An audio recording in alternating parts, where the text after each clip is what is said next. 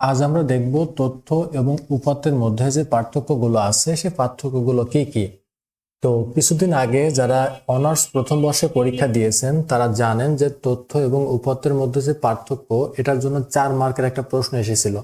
তো আপনারা যারা এইচএসসি পরীক্ষা দিবেন বা আগামীতে অনার্স প্রথম বর্ষ পরীক্ষা দিবেন তারা এই বিষয়টা আজকে বুঝে নিতে পারেন। যদিও এই বিষয়টা অনেকটা থিওরিক্যাল কথাবার্তা, তারপরও এখানে বোঝার কিছু বিষয় আছে। তো আমি চেষ্টা করব তথ্য এবং উপাত্তের মধ্যে যে মেইন পার্থক্যগুলো আছে এবং বিষয়টা কি সেটা উপস্থাপন করার জন্য। তো আমি এদিকে লিখে রেখেছি উপাত্ত আর এদিকে লিখে রেখেছি তথ্য। তো এখানে দেখেন যে উপাত্ত যে বিষয়টা সেটা হচ্ছে যে তথ্যের ক্ষুদ্রতম একককে উপাত্ত বলে। তো এই যে তথ্যের ক্ষুদ্রতম একক বিষয়টাকে সেটা আমি একটু পরে আপনাদেরকে বলে দিচ্ছি। আর এখানে দেখেন বলা হয়েছে যে উপাত্তের সাজানো গোছানো অর্থপূর্ণ রূপকে তথ্য বলে। তো এই বিষয়টা যদি ক্লিয়ার বুঝতে হয় তাহলে এখান থেকে 1 নাম্বার বাদ দিয়ে আপনাদের আসতে হবে 8 নাম্বারে। এই যে 8 নাম্বার যেটা আছে এখানে একটু যদি বুঝেন তাহলে বাকি সবগুলোই বুঝতে পারবেন। এখানে দেখেন যে লেখা আছে প্রথমে আব্দুল্লাহ, তারপরে গণিত, তারপরে নম্বর, তারপরে 80, হ্যাঁ, তারপরে পরীক্ষা।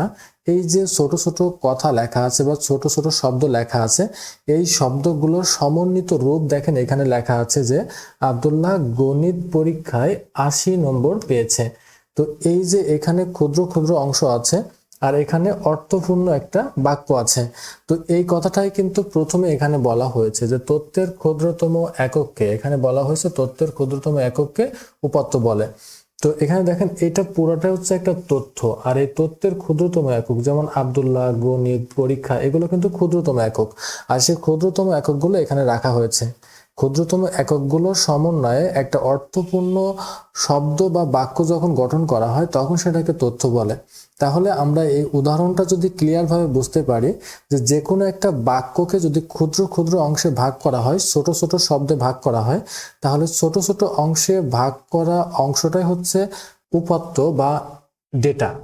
এই উপাত্তর কিন্তু আরেকটা নাম আছে ডেটা। তো আপনারা হয়তো বা ডেটা এবং ইনফরমেশনের মধ্যে পার্থক্য এমনটা পরীক্ষায় পেতে পারেন, যেমন এই তথ্যের পরিবর্তে কিন্তু লেখা হয় ইনফরমেশন।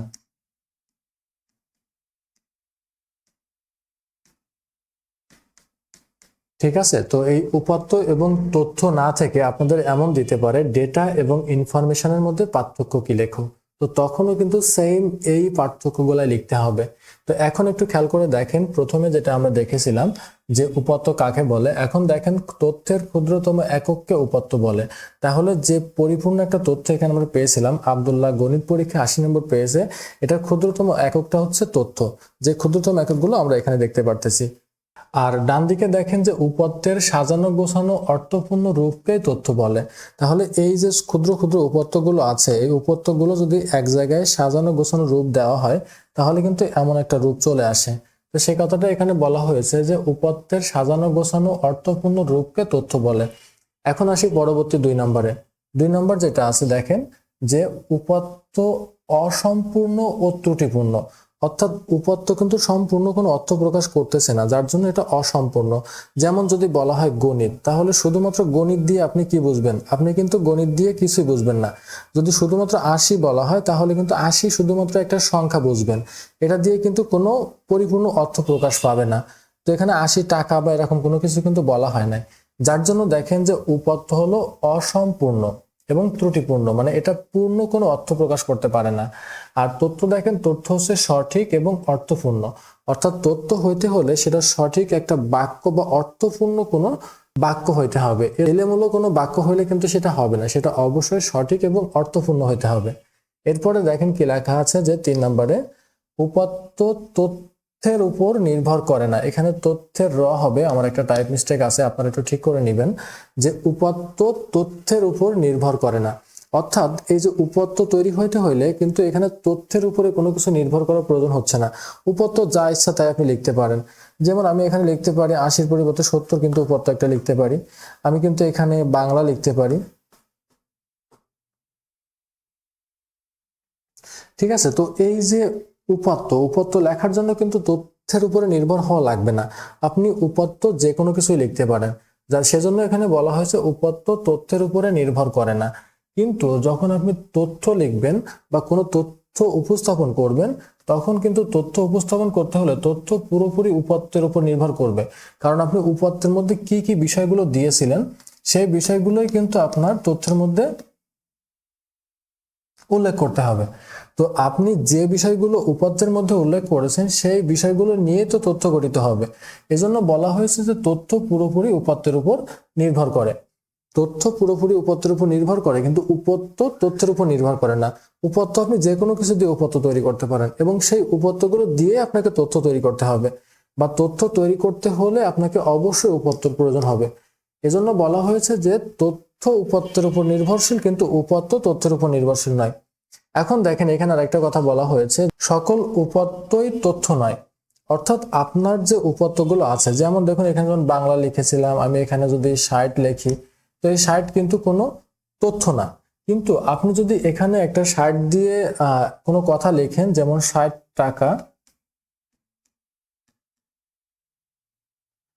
তো এই 60 টাকা দিয়ে কিন্তু একটা অর্থ প্রকাশ করা যেতে পারে। 60 টাকা একটা ফিগার বা টাকাকে বোঝানো হয়েছে।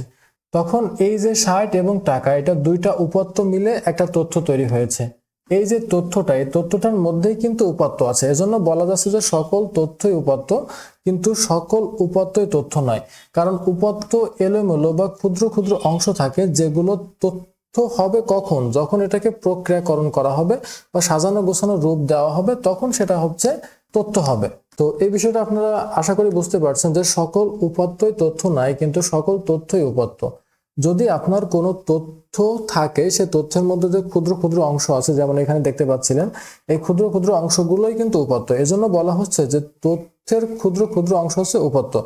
আর এজন্যই বলা হচ্ছে যে সকল উপাত্তই তথ্য নয়, কিন্তু সকল তথ্যই উপাত্ত। আমি আশা করি বুঝতে পারছেন। বুঝতে না পারলে অবশ্যই কমেন্টস করে জানাবেন। আমি পরবর্তীতে এটা নিয়ে প্রয়োজনে কমেন্টসের মাধ্যমে হোক বা অন্য কোনো মাধ্যমে হোক আমি এটা ক্লিয়ার করার চেষ্টা করব। এরপরে দেখেন 5 নম্বরে কি বলছে, এটি কোনো সুনির্দিষ্ট বা স্পষ্ট অর্থ বহন করে না। অর্থাৎ যদি এখানে 60 লেখা থাকে, 60 একটা উপাত্ত, আবার যদি এখানে টাকা লেখা থাকে, টাকা একটা উপাত্ত, কিন্তু এই যে 60 বা টাকা, এরা আলাদা আলাদা ভাবে কোনো স্পষ্ট অর্থ প্রকাশ করে না। এটা যখন আপনার প্রক্রিয়াকরণ করে তথ্যে রূপান্তর করা হবে, তখন কিন্তু একটা অর্থ প্রকাশ করবে। এখানে দেখেন এটি একটি নির্দিষ্ট ও স্পষ্ট অর্থ বহন করে। অর্থাৎ এই যে একটা কথা এখানে আমি উদাহরণ দিয়ে রেখেছি যে আব্দুল্লাহ গণিত পরীক্ষায় 80 নম্বর পেয়েছে, এটা কিন্তু একটা স্পষ্ট অর্থ প্রকাশ করছে।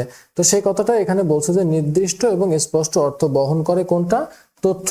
আর উপাত্ত হচ্ছে সুনির্দিষ্ট বা স্পষ্ট কোনো অর্থ বহন করে না। এরপরে যেটা আছে দেখেন, উপাত্ত কোনো বিষয়ের পূর্ণাঙ্গ অর্থ প্রকাশ করে না।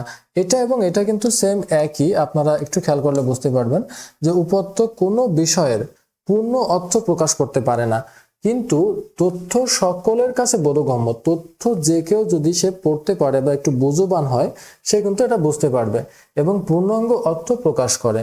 তাহলে তথ্য সকলের কাছে বোধগম্য এবং পূর্ণাঙ্গ অর্থ প্রকাশ করে। এরপরে কি আছে 7 নম্বরে যদি আমরা দেখি, উপাত্ত দেখে সরাসরি কোনো সিদ্ধান্ত গ্রহণ করা যায় না। উপাত্ত দেখে সরাসরি কোনো সিদ্ধান্ত গ্রহণ করা যায় না, তবে তথ্যের উপর ভিত্তি করে সহজেই কোনো সিদ্ধান্ত গ্রহণ করা যায়। অর্থাৎ এখানে বলছে যে উপাত্ত যেটা, সেটা তো এরকম ক্ষুদ্র ক্ষুদ্র অংশ থাকে, এটা দিয়ে তো কোনো সিদ্ধান্তে যাওয়া যাবে না, বা এটা কোনো অর্থবহ শব্দ গঠন করে নাই বা বাক্য গঠন করে নাই, তখন কিন্তু এটা নিয়ে আপনি কোনো সিদ্ধান্ত নিতে পারেন না। শুধু 80 দেখেই কিন্তু আপনি বলতে পারেন না যে সে গণিতে 80 পেয়েছে বা ইংরেজিতে 80 পেয়েছে, এরকম কিন্তু স্পষ্ট করে কোনো কিছু বলতে পারেন না। এজন্য এখানে বলা হয়েছে যে উপাত্ত দেখে সরাসরি কোনো সিদ্ধান্ত গ্রহণ করা যায় না, কিন্তু তথ্যের উপর ভিত্তি করে, অর্থাৎ এই যে তথ্য যেটা আছে, এই তথ্যের উপরে ভিত্তি করেই কিন্তু একটা সিদ্ধান্ত নেওয়া যায় যে সে গণিত বিষয়ে 80 নম্বর পেয়েছে এবং তাকে লেটার মার্কের ক্যাটাগরির মধ্যে লিস্ট করা যেতে পারে।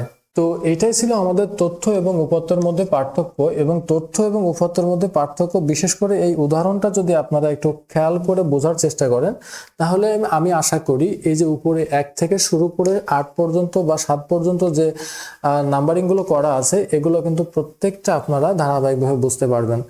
তো বন্ধুরা, আপনারা যদি তথ্য ও যোগাযোগ প্রযুক্তি সম্পর্কিত এমন বিভিন্ন উপকারী ভিডিও পেতে চান, তাহলে আমার চ্যানেলটি সাবস্ক্রাইব করে আমার সাথেই থাকবেন।